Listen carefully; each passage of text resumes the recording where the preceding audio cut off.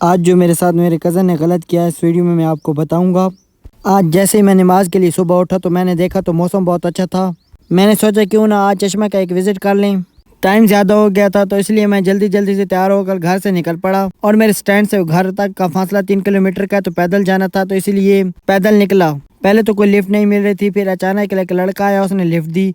फिर मैंने सोचा जा तो रहे हैं तो कुछ पैसे भी लेते जाएं। फिर मैं एटीएम में चला गया, वहाँ से कुछ पैसे निकाले। एटीएम से पैसे निकाल कर फिर मैं खड़ा हो गया, कुछ वेट किया गाड़ी के लिए। गाड़ी का वेट करने के बाद गाड़ी आ गई और फिर हम रवाना हो गए। जैसे ही बैठे गाड़ी में तो थोड़ी देर बाद लड़कों ने आपस में लड़ना शुरू हो गए। थोड़ी देर सफ़र करने के बाद आखिरकार मैं चश्मा पहुंच ही गया। जैसे ही चश्मा पहुंचा अपने घर पहुंचा तो मेरा कज़न स्कूल गया हुआ था, तो मेरे साथ बहुत बड़ा प्रैंक हो गया। तो मैं पूरा दिन वेट करता रहा हूँ कज़न के आने का। जैसे ही स्कूल से वापस आया कज़न तो हमने प्लान बनाया कि झील पे जाएं। तो मैं और मेरा कज़न हम पहले मार्केट गए। थोड़ी देर मार्केट में कुछ लेने के बाद हम फ़ौरन निकल पड़े झील की तरफ से।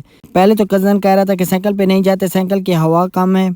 फिर मैंने उसे कहा कि थोड़ी देर चलते हैं, उधर जाके हवा डाल लेंगे। हम वहाँ से निकल पड़े। सबसे पहले जाके पंचर वाली दुकान पे गए। तो जैसे ही दुकान पे गए तो वो काम कर रहे थे, तो उधर गर्मी बहुत थी। थोड़ी देर वेट करने के बाद उसने हवा डालने के बाद हम फ़ौरन वहाँ से निकल पड़े झील की तरफ।